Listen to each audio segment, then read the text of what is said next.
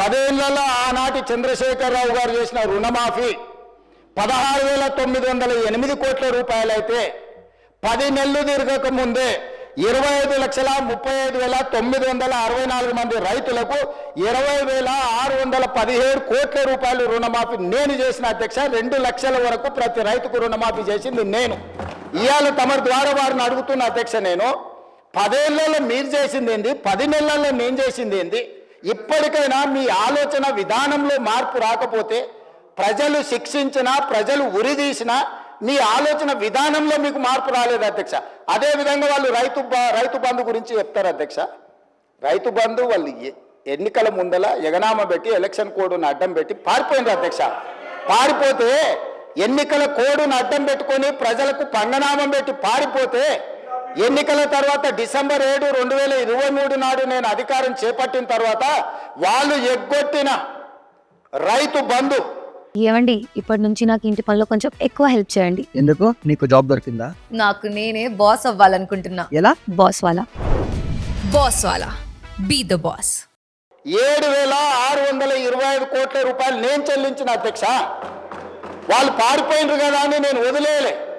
రైతుల పట్ల నాకున్న చిత్తశుద్ధి, వాళ్ళు ఇస్తామని ఎగనామం పెట్టిన రైతు బంధు పథకాన్ని కూడా నేను ముఖ్యమంత్రిగా బాధ్యత చేపట్టిన తర్వాత మా మిత్రుడు పట్టి విక్రమార్క గారు ఆర్థిక మంత్రిగా, అయ్యో రైతులు మనోళ్ళు, దిగిపోయినోడు ఎట్లాగో దిగిపోయినోడి మీద మన నెపం నెట్టేసి రైతులకు అన్యాయం చేయొద్దు, ఈ రైతులను ఆదుకోవాలని 7,625 కోట్ల రూపాయలు మొదటి విడత రైతు బంధు పథకాన్ని నేను చెల్లించిన వాళ్ళు పంగనామాలు పెట్టిన రైతు బంధు అధ్యక్ష.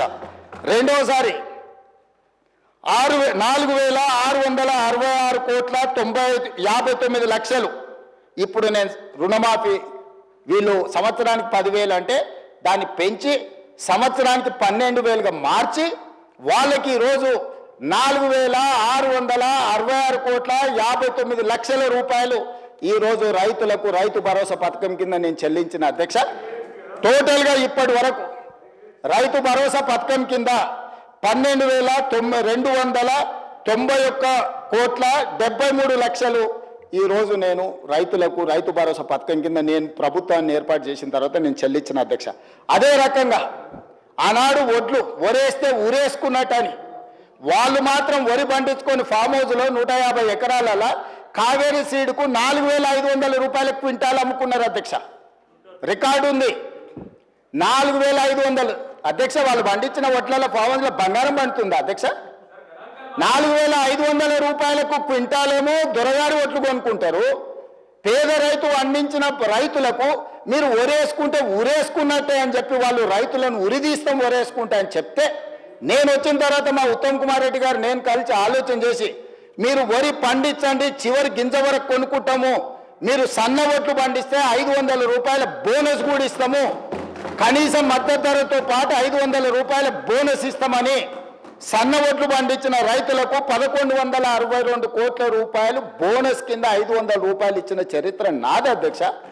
సంవత్సరం తిరిగే లోపల రైతులకు మేము అందించింది ఇది.